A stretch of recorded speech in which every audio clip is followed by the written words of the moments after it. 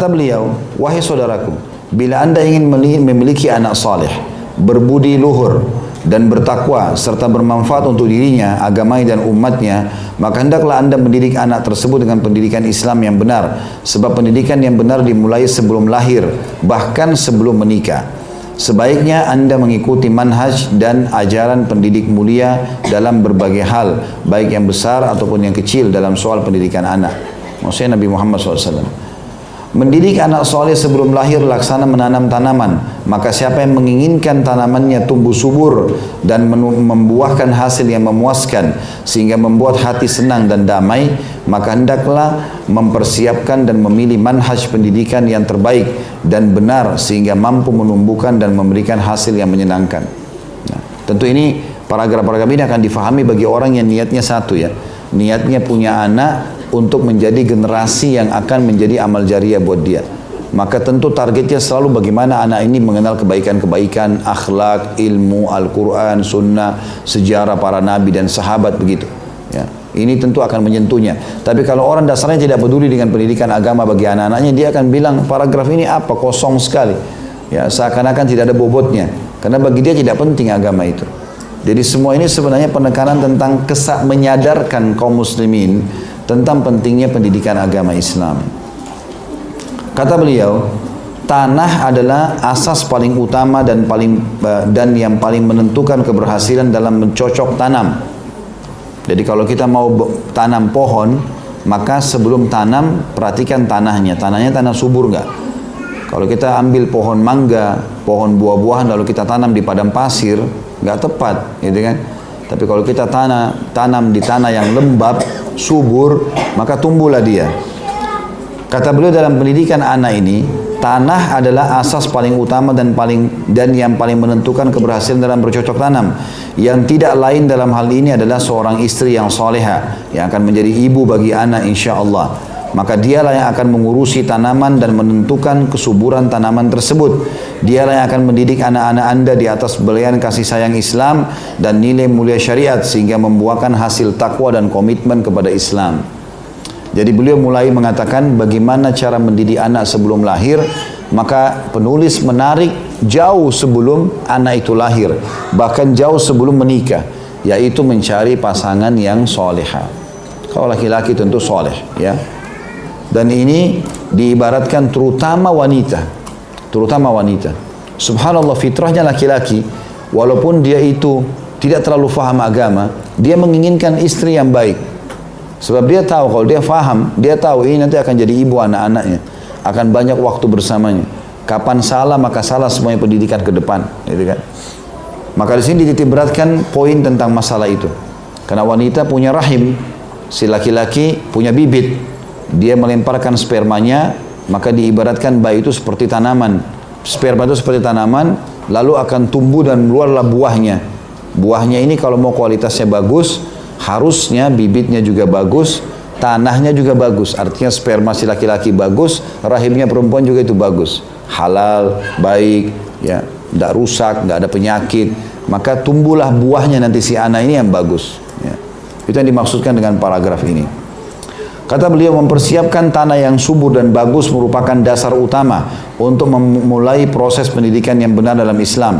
Maka Islam adalah agama keluarga, sementara keluarga adalah bibit masyarakat. Apabila keluarga terbangun di atas Islam yang benar, maka masyarakat akan menjadi baik yang dibangun di atas asas akidah dan landasan yang lurus. Dan tiang keluarga adalah istri yang soleha dan ibu yang pandai mendidik. Bila seorang istri baik, maka baiklah keluarga dan anak. Sebagaimana dikatakan oleh penyair, al-ummu madrasatun idza a'dattaha a'datta sya'ban tayyibal a'raq. Al-ummu raudun in ta'ahadat nabtah birrayyi awraka ayyuma iraqin. Yang artinya, ibu adalah madrasah atau sekolah pertama. Bila engkau persiapkan dengan baik sekolah itu, maka engkau telah mempersiapkan bangsa yang kuat, bangsa yang baik dan kuat. Ibu laksana taman. Bila engkau pelihara tanaman dengan siraman yang cukup, maka akan tumbuh dengan subur dan rindang. Jadi kalau kita simpulkan sampai di sini, penulis ingin menitikberatkan metode pendidikan anak yang paling pertama mencari pasangan yang baik. Ini pernah saya sebutkan di awal-awal pertemuan mahkota pengantin ya. Kalau bapak ibu yang sudah terlanjur menikah, alhamdulillah ala kulli hal. Ada sesuatu kurang dari pasangan, tinggal berdoa dan bantu dia keluar dari permasalahannya. Tapi jangan terulang keburukan yang sudah kita alami kepada anak-anak. Pernah saya sampaikan itu. Kalau ada naudzubillah orang yang hamil di luar nikah, jangan lagi anak perempuannya dibiarkan hamil di luar nikah. Dengan alasan ibu juga seperti kamu kok dulu. Bahkan uniknya dia tanya, ya, dia bilang, nak kenapa kau sudah SMA belum punya pacar? Mana pacarmu, kenalin sama ibu? Kok malah aneh ini? Ya, pacaran sebelum nikah berarti zina. Dia siap tanggung dosanya, menyuruh anaknya berzina. Ini kan bahaya. Ya, ini pendidikan yang keliru. Kalau pernah ada keburukan terjadi dalam hidup kita, jangan wariskan keburukan itu. Kalau perlu sekarang kita balas itu dengan cara anak saya 6 tahun harus hafal Quran. Pendidikan agamanya harus begini. Saya baca Quran bisanya di umur 35 tahun. Anak saya harus sudah hafal dari kecil. Saya dulu sholatnya nanti umur 25 tahun. Anak saya dari kecil sudah sholat. Berbeda memang. Kita beda. Tutup kekurangan kita tadi supaya Allah maafkan dengan anak-anak. Itu yang penting. Jangan malah diwariskan keburukan. Itu satu sisi. Sisi yang lain, Bapak Ibu sekalian, selain daripada jangan wariskan keburukan ya kepada anak-anak, juga kalau Bapak Ibu salah pilih pasangan ini ya, tidak ada pernikahan tanpa biologis teman-teman, kecuali orang itu sakit. Nggak mungkin. Mungkin dia sakit, dia stroke, orang gila, mungkin. Tapi kalau orang normal pasti ada biologis, mau nggak mau. Setelah akad nikah itu sudah umum, orang semua tahu, sampai dikatakan bulan pertama bulan madula segala macam untuk menikmati biologis tersebut. Dan memang pernikahan 50%-nya adalah biologis. Sehat biologisnya, sehat rumah tangganya. Gagal biologis, gagal rumah tangga. Kalau Bapak Ibu punya masalah, bisa menarik masalah itu dengan diselesaikan dengan cara biologis, maka aman semuanya. Karena biologis ini nomor satu. Makanya penentuan anak pun tergantung dari masalah biologis itu. Tergantung dari masalah itu. Ingat ibu-ibu di sini, akhwat kita. Kalau sudah terlanjur menikah, tadi saya sudah kasih solusi. Kalau belum, kalau jangan wariskan kepada anak-anak sesuatu yang buruk. Kalau kita belum menikah, ada di sini akhwat kita yang hadir belum menikah, hati-hati sekali. Menerima bibit harus bibit yang berkualitas, sperma. Karena setetes saja masuk ke rahim Anda dan Anda hamil, sudah cukup membuat laki-laki itu menjadi status ayah anak kita selamanya. Nggak bisa dihapus. Mau kita nyesel, udah nggak bisa. Setetes sperma saja. Bahkan subhanallah walaupun orang KB tetap bisa hamil. Orang pakai spiral bisa hamil. Ada orang begitu. Kuasa Allah SWT. Pernah ada sahabat azal. Azal itu keluarin sperma di luar. Dia bilang, ya Rasulullah, saya mengazal istri saya karena saya tidak ingin dia hamil dulu. Tunda kehamilan. Nabi SAW membolehkan, tapi Nabi mengatakan, tapi ketahuilah, andai saja spermamu kau tumpahkan ke tanah dan Allah mau jadi, maka jadi manusia. Bisa jadi setiap saat. Makanya sebelum ada sebab itu, hati-hati. Ya. Dan ini ada banyak muslimah malah tidak takut. Kita suami saja, kalau sudah jelas suami sah, tapi dia fasik, itu sudah berbahaya buat anak-anak kita nanti. Karena dia akan jadi status ayah selamanya. Bagaimana ada orang berani menerima bibit dari haram, perzinahan, bahkan gonta-ganti pasangan. Ini bahaya sekali. Masalahnya ini, dia tidak memahami. Kita ini teman-teman, kalau sudah menikah, kita ini seperti komponen manusia di muka bumi ini, kantong-kantong perkembangbiakan manusia yang baru. Ini harus sehat semua ini. Nggak boleh tidak, gitu kan? Jadi begitu kita sudah berumah tangga, sebenarnya kita jadi komponen pengembangbiakan manusia sudah ini. Ya, kantong satu, kantong dua, rumah tangga itu semua begitu. Makanya perlu digarisbawahi. Begitu juga dengan ikhwah kita. Bukan cuma mengandalkan cantiknya saja, ya, performanya saja, kekayaannya saja. Tapi satu tetes sperma yang kita lemparkan ke dalam rahim, begitu dia hamil, seburuk apapun wanita itu akan jadi status ibu kita, ibu anak kita selamanya. Nggak bisa dihapus. Kesian anak-anak ini, nanti menyesal. Tahu ayahnya pemabuk, tahu ibunya pezina. Ini kan jadi masalah buat dia. Masa depannya pun dia tidak terganggu, gitu kan? Maka ini dimaksud dengan awal pendidikan anak-anak. Jangan salah dalam memilih pasangan itu. Dan di sini beliau titik beratkan lebih jauh kepada wanita. Karena wanita nanti yang menerima sperma itu, lalu tumbuhlah pohon itu di dalam rahim, berbuahlah dia menjadi anak, gitu kan? Kemudian paling banyak interaksi ibu, nanti menyusui, nanti di rumah, ya pendidikan semuanya sama. Makanya dia pengaruhnya besar sekali. Laki-laki 99% kerja di luar rumah cari rezeki. waktu sama anak-anak terbatas, walaupun ada gitu. Kata beliau, bahkan ibu adalah universitas yang mampu meluluskan anak bangsa yang tangguh, kokoh dan soleh pada setiap zaman dan tempat. Wanita adalah setengah dari bagian masyarakat dan dia melahirkan separuh dari generasi manusia, serta dialah pondasi tegaknya keluarga, sehingga keluarga adalah asas masyarakat. Sementara keluarga adalah asas masyarakat. Bila anda ingin memiliki masyarakat yang baik dan tangguh, maka hendaklah anda membenahi rumah tangga itu. Dimulai dari situ. Dan rumah tangga dimulai dari memilih pasangan yang tepat tadi. Namun sebelum berfikir ke arah itu, anda harus memilih istri yang soleha untuk menjadi pendamping dan pendidik bagi anak-anak anda, serta pemegang amanah bagi rumah anda. Karena rumah tangga yang islami menjadi bibit terbentuknya masyarakat yang islami dan sekaligus berfungsi sebagai benteng akidah yang kokoh. Maka hendaklah seorang muslim membangun benteng yang kokoh lebih dahulu, karena hal itu lebih utama, harus diperhatikan. Oleh sebab itu, seorang ibu memiliki peran yang sangat menentukan dan pengaruh yang sangat penting bagi proses pendidikan dalam rumah tangga, di samping peran bapak. Ya, kalau kita lihat kisah Maryam alaihissalam, salah satu sebabnya disebutkan dalam Al-Quran, kenapa Allah subhanahu wa ta'ala meletakkan Isa, utusannya, di rahim Maryam. Ulama tafsir menjelaskan masalah itu. Karena Maryam memiliki rahim yang suci. Bahkan Maryam alaihissalam saking sucinya dan mulianya tidak pernah interaksi dengan laki-laki yang bukan mahram, bahkan tidak keluar rumah. Jadi kalau Maryam keluar dari rumahnya di Palestina, begitu keluar jadi bahan perhatian orang karena jarangnya kelihatan. Allah subhanahu wa ta'ala karena kesuciannya Maryam ini, jangankan dia interaksi sama lawan jenis gitu, keluar rumah aja jarang gitu kan, maka Allah subhanahu wa ta'ala titipkan amanah rahim di rahimnya ya manusia ini. Dan tidak mungkin Maryam hanya sekedar hamil Nabi Isa selesai, tapi di tangannya lah tumbuh Nabi Isa menjadi Nabi Allah nantinya.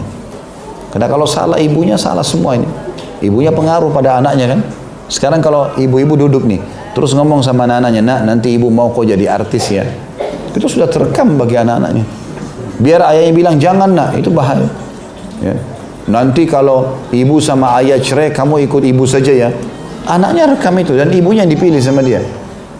Jadi ibu ini bisa mencetak kader-kader umat yang baik, masyarakat yang baik, atau merusaknya.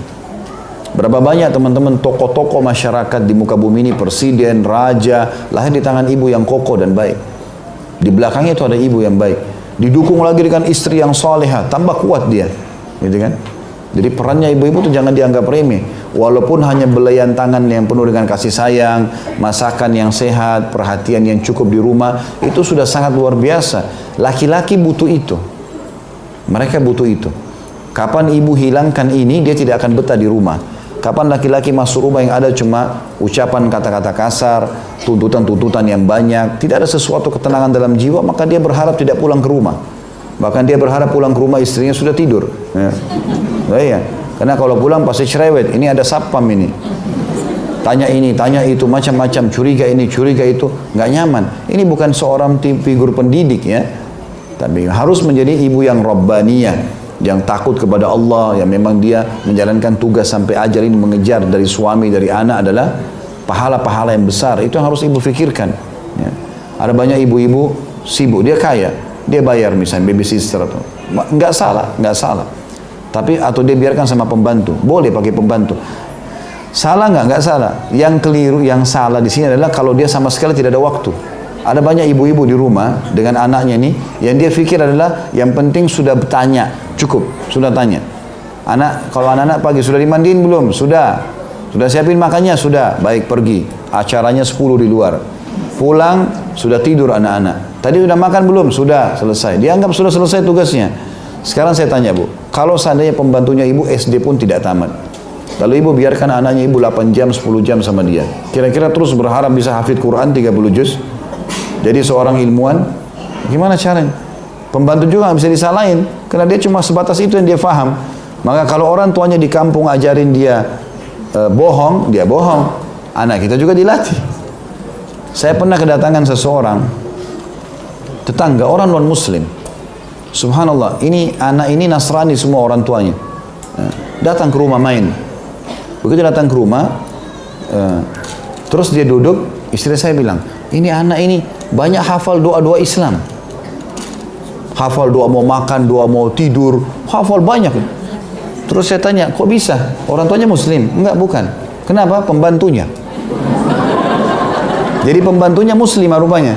Tapi kebetulan dapat pembantu yang baik. Didik anaknya orang ini pendidikan Islam.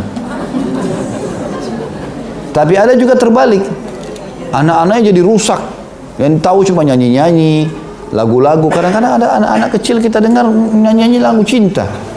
Dari mana ini? Faham apa masalah cinta ini? Ternyata pembantunya yang ajarin, gitu kan? Kadang-kadang yang juga jauh lebih berbahaya ya. Kalau pembantu-pembantu ini memang ada sifat buruk, ada pelecehan seksual. Dia perempuan, dia bisa ganggu anak laki-laki kita. Dilatih hal-hal yang tidak baik atau terbalik, gitu kan? Bisa juga terbalik. Anak perempuan kita misalnya dipegang oleh supir fulan atau tukang kebun ini, kita nggak tahu, banyak terjadi. Yang ini berbahaya sekali kan? Makanya harus hati-hati dalam ini semuanya. Ya. Kata beliau lanjutannya adalah, bagi orang yang ingin membentuk rumah tangga yang islami dan anak-anak yang soleh, harus memilih seorang calon istri yang soleha dan baik, karena dia adalah pondasi yang sangat menentukan keberhasilan pendidikan rumah tangga dan sebagai tempat awal pijakan pendidikan yang benar. Dengan demikian Anda telah menyiapkan dasar-dasar pendidikan yang benar bagi anak-anak atau bagi anak-anak Anda sebelum lahir. Ya. Makanya teman-teman perlu bertanya juga satu hal ya, bagi orang yang mau menikah. Pertanyaan ini penting bagi calon kita. Apa program ya, apa program kamu atau apa programnya kalau sudah punya anak, atau bagaimana metode pendidikan anak? Itu dari awal kita sudah tanyakan, bagus ditanyakan. Kalau dia mengatakan ya nanti kalau sudah punya anak baru saya berpikir, misal ini orang nggak jelas. Oh kalau ada anak saya akan ajar dia baca Quran, saya akan begini, saya akan begitu, saya akan sekolahkan Islam dan seterusnya. Maka itu positif, bagus. Berarti dia sudah punya program dalam masalah ini ya. Itu yang dimaksud dalam poin ini. Ini ada bahasan tentang masalah pernikahan dalam Islam, dan setelah ini ada banyak sekali bahasan masalah pernikahan dalam Islam ini. Baik, kita masuk dulu ke judul masalah baru, masalah pernikahan dalam Islam. Ya. Pernikahan merupakan bibit pertama dan cikal bakal kehidupan masyarakat, aturan yang bersifat alami bagi alam semesta, serta sunnatullah untuk menjadikan kehidupan semakin bernilai dan mulia. Pernikahan merupakan hubungan batin yang hakiki, cinta yang penuh dengan kejujuran, dan kerjasama dalam kehidupan yang penuh ruh kebersamaan dan kasih sayang untuk membentuk keluarga yang baik sekaligus memakmurkan alam semesta. Ini global sekali kata-katanya ya, tetapi ada makna penting di sini. Teman-teman sekalian, saya sudah pernah bilang di bab pernikahan, jangan menikah karena sudah terlanjur, teman-teman semua yang sebaik kita sudah menikah, sudah terlanjur suka karena desakan orang tua, faktor umur, faktor ekonomi, lingkungan, ini semua tidak ada. Jangan menikah karena itu. Dan saya ingatkan kembali, saya ulangi lagi yang kita sebutkan di awal bahasan mahkota pengantin. Kalau ada bapak ibu hadir di sini, menikahnya karena sebab-sebab tadi yang saya sebutkan, di ruangan ini ubah niatnya dalam hati. Ini ibadah, pernikahan ibadah. Niatkan menikah dengan suami dan istri itu karena perintah Allah dan Rasulnya. Dan di situ ada peran dan amanah yang besar. Yang pertama, pasangan kita adalah sebab kita masuk ke dalam surga. Dia bukan musuh, dia adalah pasangan yang membawa kita masuk ke dalam surga. Kejar surga dari dia. Kerjakan apapun tugas kita dari Allah, karena Allah SWT Allah akan balas. Kemas baik-baik suaminya ibu, kemas baik-baik istri bapak-bapak. Kemas mereka menjadi orang-orang yang menjadi penyebab kita dapat amal jariah. Itu yang penting. Sehingga tidak ada jenuh dalam berkorban buat pasangan. Tidak ada hitung-hitungan. Saya heran kadang-kadang melihat rumah tangga ada orang hitung-hitungan duit suami istri. Kenapa hitung-hitungan duit ini? Apa hubungannya? Kemarin kan kau pakai uang saya 100 ribu. Ya Allah. 100 ribu minta dari suaminya. Ya. Rembes ini, rembes itu. Padahal sebenarnya kadang-kadang sudah ada uang bulanan. Suami hanya seperti kantong duit. Keliru ini. Ini pasangan yang akan membawa kita ke surga. Itu poin penting ini. Sehingga apapun kita siap berkorban dengan pasangan, ikhlas untuk itu. Rumah tangganya enak terus itu. Karena kita tulus untuk mendapatkan kebaikan dari orang ini, gitu kan? Itu dimaksudkan di sini. Sebenarnya Pernikahan itu adalah hubungan batin yang hakiki. Memang kita boleh menjalin rasa cinta yang mendalam, rasa rindu. Bapak ibu yang sudah berumah tangga, jangan kaku dalam rumah tangga. Lampiaskan semua bentuk cinta, sayang, dari kosakata, dari karakter-karakter, apalah yang ada di WA, di medsos kita, tapi khusus untuk pasangan, jangan diekspos ya. Karena kalau ekspos bisa kena ainnya orang, bahaya, hasut orang. Kalau bapak ibu sering ekspos foto mesraannya segala macam, ini bahaya. Orang iri sedikit bisa kena mata kita. Dan ini masalah. Sudah kita jelaskan, kalau tidak bisa dapat air wudhunya ruqyah, dan mungkin butuh lebih lama waktu kalau tidak ada air.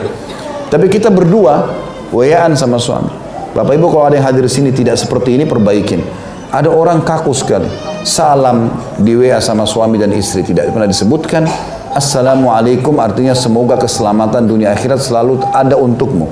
Warahmatullah, semoga Allah selalu kasih kau karuniahnya. Karunia itu kesehatan, kekuatan, rezeki. Wabarakatuh, semoga berkah selalu cukup hidupmu. Kalau sehari kita telepon-teleponan 10 kali atau 5 kali dengan pasangan atau WA, kita sebutkan 10 kali kita doain dia. Jadi baik pasangan kita. Tidak pernah ucapin salam, tidak pernah ada kata-kata sayang dan mesra. Semuanya kata-kata, jangan lupa pesanan saya ya. Assalamualaikum warahmatullahi wabarakatuh. Apa kabar sayang? Udah di mana? Udah makan belum? Setelah selesai semuanya baru ya. Jangan lupa bawa pesanan saya ya. Nanti saya sudah siapin makanan enak di rumah. Nah, enak orang bacanya. Jadi suaminya begitu lihat WA, jangan buka dulu ah, pasti pesanan. Kenapa ketawa? Tahu diri. Nah, masalahnya itu. Sama suami juga begitu banyak ikhwah. Kadang-kadang di mobil, saya jalan sama-sama, telepon istrinya, enggak assalamualaikum, enggak apa. Sebentar siap ya, saya akan jemput jam 2. Ini kenapa kayak bukan rumah tangga? Kayak kepolisian. Tanya dulu. Assalamualaikum, salam. Oh, Masya Allah suara kamu bagus sekali hari ini. Enggak apa-apa. Gombal aja. Sama suami istri enggak apa-apa. Ingat, mau langgeng rumah tangga, kata kuncinya royal dengan pujian. Royal dalam segala hal ya, tapi terutama pujian dengan materi. Ini nggak ada hitung-hitungan suami istri. Ini kata-kata sayang, rindu, semua ini lampiaskan udah. Dan royal dalam pujian, apa saja puji. Sedikit kita lihat pakainya bagus, baru puji. Masakannya, aturan rumahnya, suami mungkin dengan penampilannya, dengan apalah, apa saja yang dikasih, terima kasih. Pegang pemberian itu. Masya Allah, terima kasih. Berarti kamu ingat saya hari ini ya. Ya, cuman ini.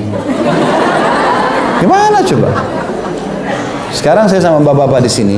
Kalau kita pulang bawa sesuatu ke rumah, biar cuma makanan. Istri kita sambut, oh Masya Allah, terima kasih ya. Makan sama-sama, tunjukin kalau kita peduli. Itu di luar rumah, kita selalu berpikir, bawa apa lagi ya? Istri saya Masya Allah, gitu kan? Tapi kalau bawa 1, 2, selalu dianggap remeh. Kasih pembantu aja, dia nggak makan, nggak sentuh. Pemberian suaminya, mungkin suaminya ibu tadinya, mungkin ibu misalnya, ibu kaya.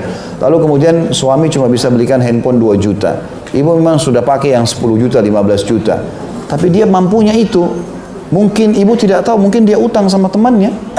Mungkin dia tadi itu di bawah matahari segala macam, lalu itu mahal sekali buat dia. Kenapa kalau ibu terima? Oh Masya Allah, terima kasih ya. Terus dipakai, lihatin depan dia, walaupun handphone kita yang satu mungkin ada, tunjukkan sama dia kepedulian. Itu membuat orang selalu mau, apalagi saya berikan, karena kita tahu nilainya kan gitu. Kita tahu nilainya. Saya kalau pulang rumah saya biasakan bawa sesuatu, apa saja saya bawa. Mungkin ada makanan, ada apa, saya kasih istri saya. Nah, pernah saya pulang rumah lupa nggak bawa apa-apa, saya beli permen yang ada pegangannya. Saya bawa 2, terus saya bilang, saya bawain kamu sesuatu. Dia tanya, apa itu? Ya. Saya keluarin permen, ketawa dia. Nggak apa-apa, saya duduk berdua makan sambil ngobrol. Kan romantis kan? Rahasia ya. Tapi banyak orang subhanallah kaku sekali. Bicara sama pasangan, lihat tembok. Kenapa lihat tembok? Lihat dia. Dengar suaranya, lihat alisnya, itu yang halal. Harusnya masukkan kegembiraan dalam hatinya, cinta, harus ini. Ini nanti efeknya besar sekali ya. Sehingga kalau hubungannya baik, baik juga kepada masalah anak-anak. Komunikasi akan sehat, otomatis itu terjadi. Tentu bahasa masalah dengan anak ini satu buku ya. Jadi masih panjang sekali bahasanya. Sisa pertanyaan kita akan jawab insya Allah juga di pertemuan akan datang. Satu demi satu insya Allah, step by step nanti akan sampai kepada poin yang kita harapkan. Allahu alam. Begitu saja. Subhanakallahumma bihamdika, asyhadu an la ilaha illa anta astaghfiruka wa atubu ilaik. Wassalamualaikum warahmatullahi